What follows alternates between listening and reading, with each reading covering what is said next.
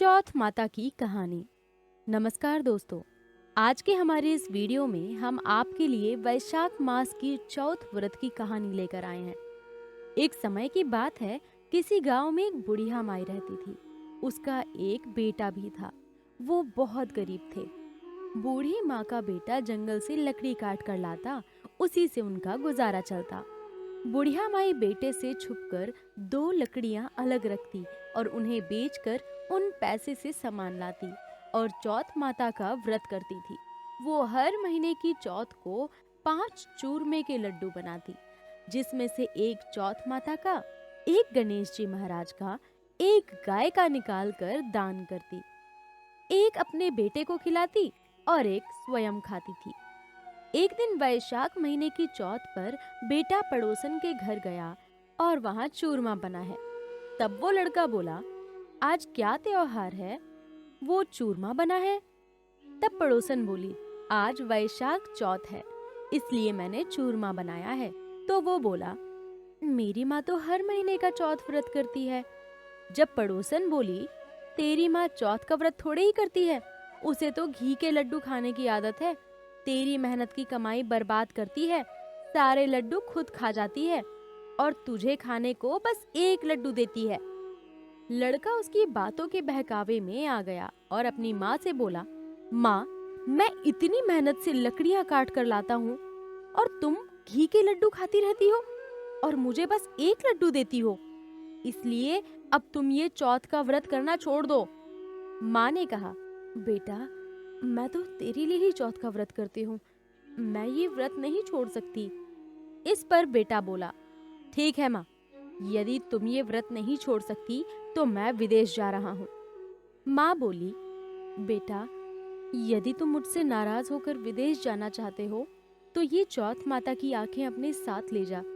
यदि तुझ पर कोई संकट आए तो चौथ माता और विनायक जी को याद कर इन्हें डाल देना, तेरा संकट दूर हो जाएगा। बेटे ने सोचा, ये तो झूठी बात, पर मान रखने के लिए ले ही लेता हूँ। उन आंखों को लेकर बेटा विदेश चला गया।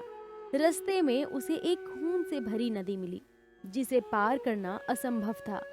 तभी उसे अपनी माँ की बात याद आई और उसने एक आंखा चौथ माता का नाम लेकर उस नदी में डाल दिया और कहा, हे चौथ माता, यदि मेरी माँ सच्ची है और वो मेरे लिए ही व्रत करती है तो मुझे रास्ता मिल जाए। उसके ऐसा कहते ही नदी दूध और जल से भर गई और उसे रास्ता मिल गया। आगे चलने पर रात हो गई और भयंकर जंगल में उसे जंगली जानवर मिला। उसने एक आंखा चौथ माता को याद कर उस जानवर की ओर फेंक दिया। जंगली जानवर पीछे हट गया और उसे रास्ता मिल गया। आगे चलकर एक नगर में पहुंचा। उस नगर के राजा के यहाँ रोज एक मिट्टी के बर्तन का अलाव पकता था। वो अलाव तब पकता था जब उसमें एक आदमी की बलि दी जाती थी, यानी एक आदमी को बर्तन के साथ चुन दिया जाता था। उस लड़के ने देखा कि एक बुढ़िया माई आटा पीसती जा रही है और रोती जा रही है।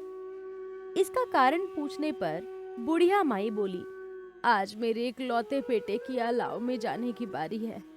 तब वो बोला, बुढ़िया माई, खाना खिला दे, तेरे पुत्र के बदले मैं चला जाऊंगा। आधी रात को राजा का बुलावा आया। बुढ़िया ने सोचा कि पराये पूत को कैसे भेजूं। तब लड़का उठ गया। बुढ़िया माई के मना करने पर भी वो नहीं माना और राजा का बुलावा आने पर चल दिया। साथ में चौथ माता की आंखें और एक जल का लोटा लेकर वो अलाव में बैठ गया। लड़के ने चौथ माता का नाम लेकर कहा, हे चौथ माता, आपने मेरे 2 संकट टाले हैं, ये भी टाल देना। दूसरे दिन अलाव पक कर तैयार हो गया। जब लोग अलाव में से बर्तन निकालने लगे तो अंदर से आवाज आई, धीरे धीरे बर्तन उतारो, अंदर मानस है। लोगों के आश्चर्य का ठिकाना नहीं रहा। उन्होंने जाकर राजा को ये बात कही।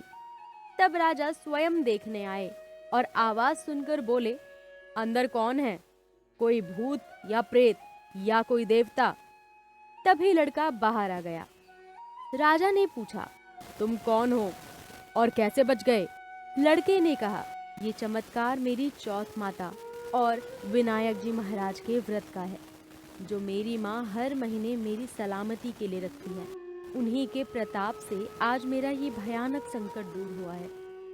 ये सुनते ही राजा ने पूरे नगर में ऐलान करवा दिया कि सभी सुहागन स्त्रियां, बेटे की माँ और कुंवारी कन्याएं चौथ माता का व्रत करें।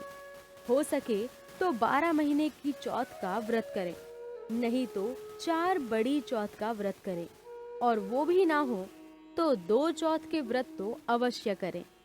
हे चौथ माता, जैसे बुढ़िया के बेटे पर कृपा करी, वैसे ही इस कहानी को कहते, सुनते और हुंकार भरते सब पर कृपा करना।